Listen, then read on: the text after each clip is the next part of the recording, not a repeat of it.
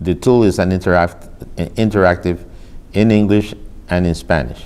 So, you can use both and educates the patient, asks some of the questions, and facilitates the visit with the doctor at that time. The tool that we developed has a series of questions, and a series of interactions. And that allows the doctor, even before the visit, to see where we are in the communication gap. And, that can be used at every visit.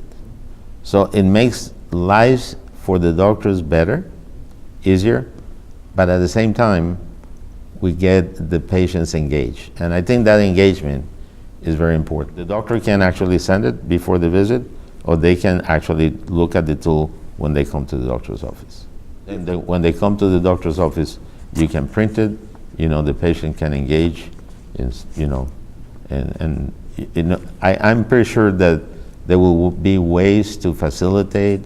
There may be a little bugs that we need to clean once we start using it more often.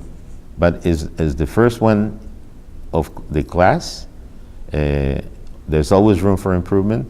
And once we start using it, if there is a reason to improve, we will. I know.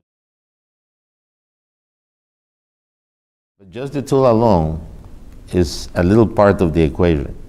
I think in addition to that, the doctors that are not actually well-versed in the Latino culture need to remember a few things. If you don't like to shake hands, you can pat them in the back.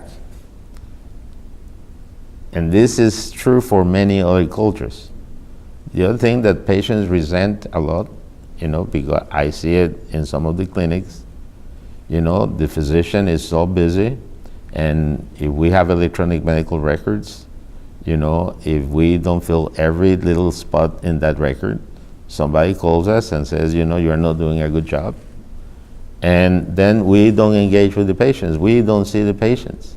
We're busy working with the computer.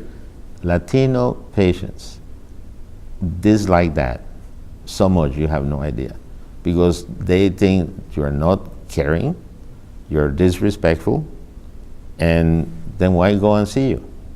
You're talking to the computer or you're talking to me. And I think that's probably also true for most of us. I don't want to be in this room with you and talking to you and you looking somewhere else. And the tool will help in other areas, but the interaction between the physician or the nurse educator or the nutritionist with the patient is so important, and this tool will help them.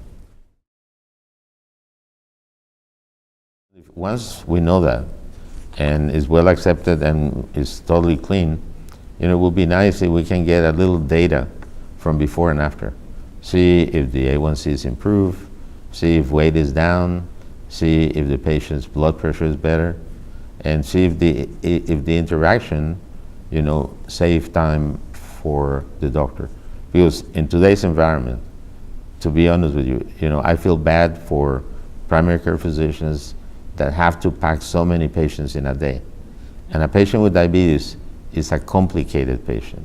If the patient with diabetes has some language barrier, that visit is a lot tougher because you need to spend more time. Then you get anxiety from the doctor, you get anxiety from the patient. Hopefully this tool will eliminate some of that. The group of us that work with this tool, the steering committee, in addition to physicians, we have diabetes educators, we have nutritionists, and obviously it was a very good group of people that not only know diabetes, but also know the culture.